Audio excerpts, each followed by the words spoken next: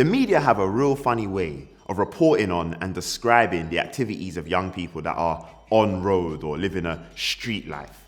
In their opinion, everyone involved in this lifestyle is a mindless thug that has no care for their life or future. I'm not having it.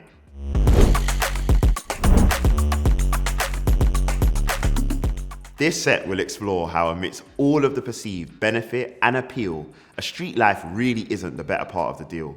And you may not be someone that's involved in that lifestyle, but we encourage you to watch this set as you could use this to help someone else who may be involved in that lifestyle. Listen, I'm not defending anyone, and nor am I encouraging street life, but two things are definitely true and must be remembered. First of all, it's a life lived by a minority of people from specific communities, opposite to what the media may want to say. Secondly, the reasons, dynamics, social pressures that people encounter that may lead them into that life is often overlooked. I believe that our brothers and sisters who are involved in that life genuinely do want to find opportunities to elevate themselves and take control of their future. I'm Lewis, and I'm fortunate to be joined by a fantastic person who I'm honored to call a friend, Davis Williams, who is the founder of Manhood Academy Global. Join us on this journey as we explore why young people may go into these lifestyles and, more importantly, how they can go about getting out of it. So Davis, before we go into this conversation, man, tell us a little bit about Manhood Academy. Basically, Manhood Academy, we work with young boys in the community, helping them on their journey into manhood or masculinity. When I was growing up, no one ever taught me anything about being a man. In fact, they did. Get girls, make money, and walk around with my arms out. But that was a myth, and I fell out with a lot of people because of that. So wanted to work with young people and show them that there's a correct way of becoming a man. What does a man look like? Positive examples, being that role model. And that's how it all started. When we think about this topic then, of getting young people to be able to be street smart, but then kind of take control of their future, really elevate themselves. The first thing that I wanted to kind of think about, especially for those young people who are in that lifestyle, and give them a bit of a reality check. Yes. So first and foremost, we come into this life alone, innit? And unfortunately, we're going to leave it that way. But for young people that are involved in that lifestyle, what's your opinion on whether they actually are thinking and doing for themselves, or whether they're just being kind of like peer pressured into certain activities because they want to look cool in front of the man them, like? Yeah, like for myself, personally, I don't think we come into this world by ourselves. I think, where there's a connection, there's a fine golden thread that connects us to our loved ones, whether it's your mom, your dad, your uncle. And when we're talking, or when I relate with young people, I always remind them that you're not here by yourself. There's someone that, that loves you. There's that deeper connection that you have, and it's about reminding them of that. I never go to a young person and talk about road or so on and so forth. I always go back to that golden thread, because that's what pulls in that heartstring, and it takes them back to the time when they was younger, and they were loved and they were celebrated, and then something happened and then they went rogue, so to speak. And so it's about regressing them to that point and having those healthier conversations. That is a good point, because actually, when I was saying, we come into this life alone, I was overlooking that. So that's a good point. And it made me think about something that I wanted to touch on with you, which was around that thing of loyalty. Because when young people are on road and that, they seem to want to have a loyalty towards whoever it is that they're rolling with. But actually that loyalty needs to sit with the people who love you most. The family, do you know what I mean? And young people hate it, but you can see it's a reality check when I'm sitting with them and they're talking all of that bravado stuff, and I'm like, so how about your mum? How about your grandma? Like whoever it is, like you need to know the person and to find out who that figure is. But once you find that person, you just massage that relationship, you get the blood flowing, and you can see the young person is like, wow. And then you ask questions like, so are you betraying? Are you loyal to your family? And it's surreal, and you can see them really having that thought. Who are you choosing, your family or your friends? The thing for me that's interesting is, at times, we have these conversations, and you might have young people who are not necessarily involved in that lifestyle, but maybe who've got friends in that are, and they could be the people watching now, and they kind of think like, well, what do I do? And my big thing is, we need to give those young people who are involved in that lifestyle options. So where possible, whether you're a family member, whether you're a friend of the young people involved in that, what can you do to make them aware of the other options available to them? For me, it's about the narrative that's out there. There's a young boy that I'm working with, he's an author, he's got 7 books. 7, he's 14 years old. How do you have 7 books at 14 years old? Listen, some people don't even write one. It's mad, but then he doesn't celebrate that to his friends, so he keeps it quiet. It's like it's a dirty secret. And I'm like, you are an access, to a new conversation amongst your peers who are not doing so well. You're the example that your peers could be following. So I always say to young people who are firstly on the periphery periphery, do more. If you're doing something great, celebrate that. And for those who are not in that place, it's about reminding them that, you know what, there is a possibility, there is a way out of this. This is just a moment that you're going through, and it's about like giving them a sat nav, and they can navigate, you know, okay, there's a dead end, or there's traffic, or there's roadworks. What do? You do a U-turn, you take a left or right. So it's showing them that there's a way to their destination, but they need to be prepared to drive the vehicle themselves, you know? So Davis, let's talk about some of the benefits that young people who maybe they're involved in the road lifestyle right now, if they were to go down the more legit route, some of the benefits. Now, the first set of benefits I want to explore are the personal ones. So on a personal level, first and foremost, safety. Like, let's be real, there's a lot of youths right now, they're involved in that lifestyle and they're threatened for their life more time because they don't know who they're going to link when they bust this corner in their area or whatever. Do you get what I mean? Of course. So going down a legit route, you haven't got to worry about those things, innit? Young people do need to be more aware of their proximity of safety, what's safe to them, and putting things in place. If it means you take a different bus route or whatever the case is, these things are essential because young people's lives literally are at risk. I'm telling you, it's funny because obviously as you go about learning more about, let's say, like sociology or you know, psychology even, we always see Maslow's hierarchy of needs, innit? And one of the things at the bottom rung of that is safety. So if young people are involved in a lifestyle where they can't even achieve that bottom rung, how are they ever going to progress into a point of being able to, you know, experience a very top self-actualization? You can't even get there because you're failing at the first hurdle. That's right. So your safety is vital. And another benefit I wanted to explore was self-reliance, because we'll talk a little bit more about this when we talk about the economics of the legit life. But self-reliance for me is a big one because I'm a big believer that yes, it is important for us to have the village around us and we are interdependent. But a lot of times when you're involved in that lifestyle, you can't actually go about fulfilling your own desires or needs or even operate day-to-day life unless you got a next man to support you or a next man to drop this on you or to consign you with this. Like, to me, that's limiting. But what's your thoughts on that? I think it's essential. It's like playing a computer game. Imagine playing FIFA, but someone else is controlling your pad. Like, it's a myth. It's just not happening. You know, and young people want that control. They want that autonomy. They want to know that I want to wake up when I want to wake up, or I want to go left or right, whatever it may be. So it's important that they start taking control of their life. And that takes a level of responsibility. And even when you look at the word responsibility, you got respond and then you got ability. So they need to be able to respond to the ability. They need the abilities, so they need the skills. Some of them don't have the skills, so it's about reminding them that, okay, this is what you need, so you can have the ability to respond to that need and become a superhero and fly and save the world, you know? So it's important that young people look at it that way. Otherwise, it becomes a daunting experience. It becomes very adultified, and people look at them and say, oh, you're a grown adult, but they're not. They're still young people, and they need the skills, they need the tools. That's it, in order to become self-reliant. Absolutely. That's real. So now I want to talk about a set of benefits that are more social, right? Because I think one of the things that I've noticed with young people that are involved in that kind of lifestyle is their relationships never seem genuine. I got a youth that I mentor at the moment, at the 100, and I goes to him, I remember this is his first session with us, you know, and I said to him, like, what are some of your core values? And he said, trust wouldn't be one of them. And I said, why is that? He said, I don't trust no one. He said, literally no one. And I thought to myself, why is that? And then I realized if you're involved in a certain lifestyle, you can't trust anyone, because his thing was, and bear in mind, he's only 16, he's like, everyone snakes me. I've been snaked by everyone. And you think to yourself, how can that be life? Where you have no idea with a relationship that you're in, whether someone's being honest, genuine, got your back, actually has your best interests at heart. So in my opinion, a legitimate life, I'm not saying that everybody's now going to suddenly become hunky-dory and love you, but actually the likelihood is that you are going to come across some genuine people. Do you know what I mean? But do you find that similar with the young people you're working with? Very, very much so, you know. Like, I remember a young person was giving me an example. There was an incident, there was a stabbing, his friend was on the floor, ambulance came. Oh, what's his name? Rams. No, what's his real name? They did not know the young person, the victim, his real name. And imagine that. And what I've realized is a lot of the relationships that young people have today are very superficial, are very shallow. It's very, you know, Instagram, Snapchat, little comments. There's no depth, there's no deepness, there's no it's not genuine. And that's a shame, and they've lost that skill.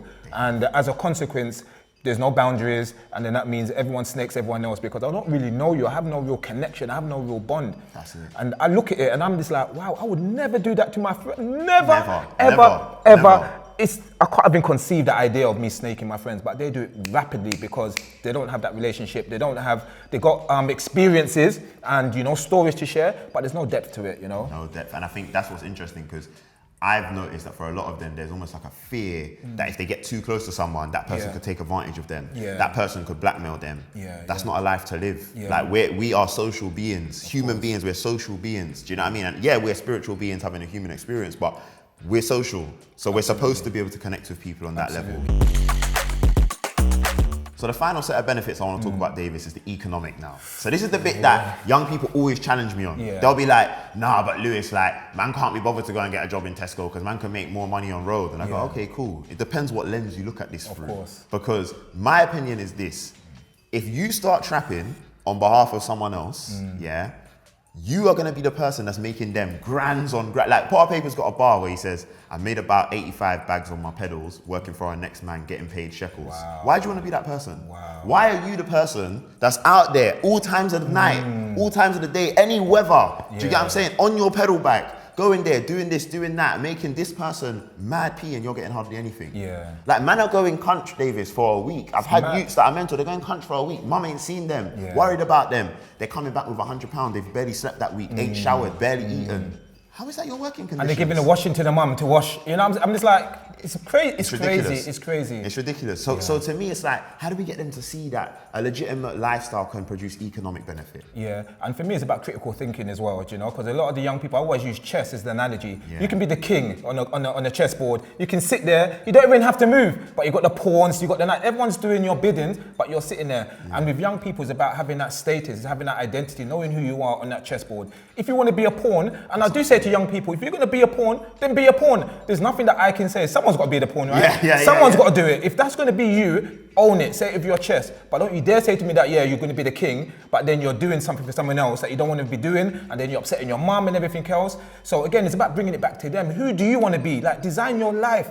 You know, create your own universe, and if your actions don't relate to that, then there's challenges. And those challenges are by the forms of questions. Like, all I'm going to do is ask you a few questions. Simple. And you're getting hot and bothered. All I want to do is know, like, are you a pawn, fam? Let me know. Just let me know. And then that's cool. I treat you like the pawn that you are. But if you're a king, then the relationship changes. 100%. You know? But it's challenging because the people who are, like, encouraging the youngest to do X, Y, and Z, they're smart. You know, that this is business. This is business. This is like the manager who'll be sitting there, you know, making millions, and you're getting paid £15 an hour. You know what I mean? All he's doing is directing. So young people need to be the directors of their life. Certain man will go to me, yeah, but Lewis, you don't understand. Like, I made a bag last week. Yeah. Okay, that's great. What did you do next week? Exactly. Oh, next week I only made £100. Okay, interesting. I said, I'm not being rude, but like, as someone who runs two businesses, like, I'm kind of aware of what I'm going to get paid. And even if we have a slow time, I've already been able to foresee that in the business. I can forecast. You man can't forecast. You don't know when you're going to get robbed. You don't know when you're going to go jail. You don't know when someone in your own team is going to thief the product. You can't even go on holiday. You know, like there's no annual leave, there's no, okay, can someone else take my, it doesn't work that way, do you know? So these things are not, and again, it's sad that young people feel like they have to do that.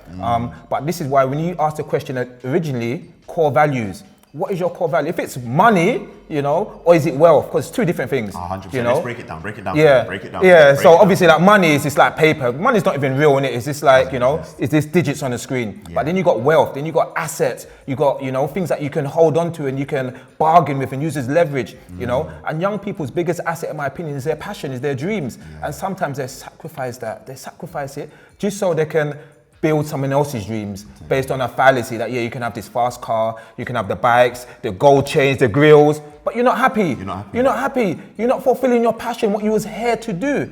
And that's what's important, bringing the young people right back to, what are you here to do first and foremost? It's not make money, you know? 100%. And if it is, what are you making money for? Because there's other ways of doing it. Now, Davis, I've appreciated this conversation. Thank you so much, man. This has been so powerful, and I'm just hoping that for all of you that are watching, please take heed of what was just discussed here, because whether it's you that's involved and wants to transition, or whether you know someone that's involved and you can help them transition, this is an opportunity to do that.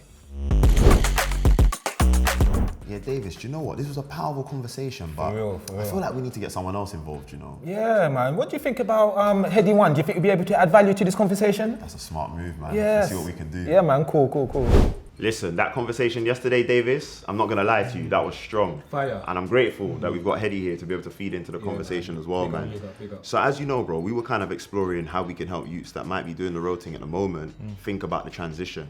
In your opinion, what would you say to them in terms of things they could consider if they're looking to make that transition? What things should they be considering? I don't really know the correct answer to that question, because obviously everyone's answer will be different. Without a doubt. For each individual.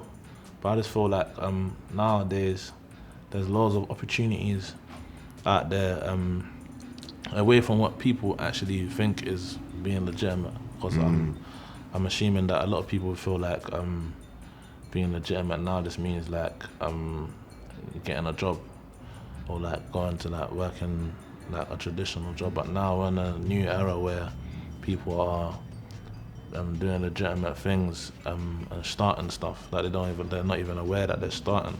So I feel like it all starts from just like from an idea and trying to do something different to what you're used to doing, if you know what I'm trying to say. I think the ideas point's a big one because some people have ideas and they suppress them. Do you know what I mean? Have you seen that where people, they're sitting on ideas that are valuable but then they don't pursue it, and it's a shame. Do you know what I mean? It's a real shame. Yeah. Do you know, and with all these ideas floating around, like how do you know that you're making the right decision? I don't think anyone ever knows if they're making the right decision, but it's just about persistence and keeping at it.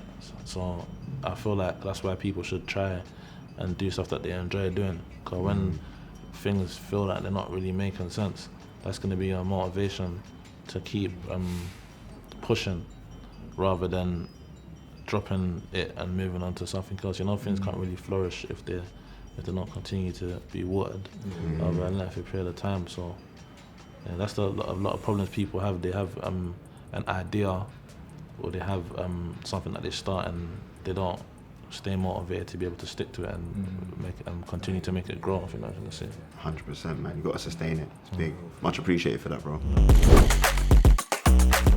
So now I want to talk about planning your progression. You know, how do you actually transition from being involved in that lifestyle to being able to make your way towards a life of legitimacy?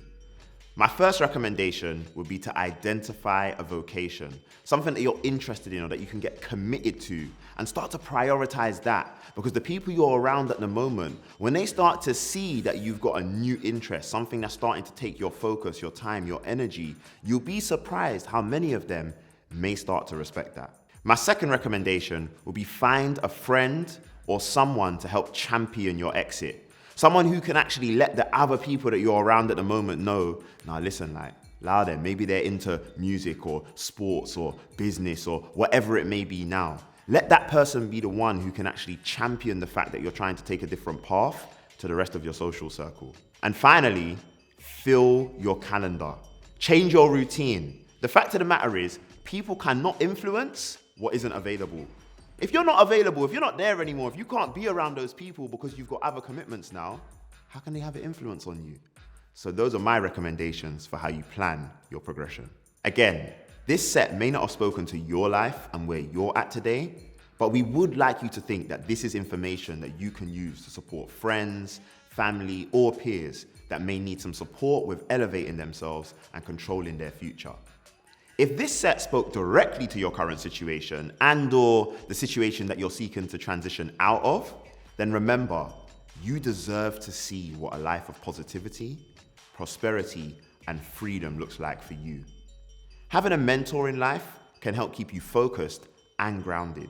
So check out our list of amazing mentors on our website. They're there to guide, advise, and share their experiences. Additionally, here are a few of our quick sets that I recommend you check out so you can really help yourself on your journey of self-discovery. Firstly, the pressures of being a man in this day and age. Then we have dealing with pressure, staying real. Also, problem-solving hacks. Learn how to apply a solution to any situation. And finally, who are you? Discover your purpose. Identify what's important to you. You are made for so much more than you realize. If you want different results, make the decision today and start the transition. You've got this.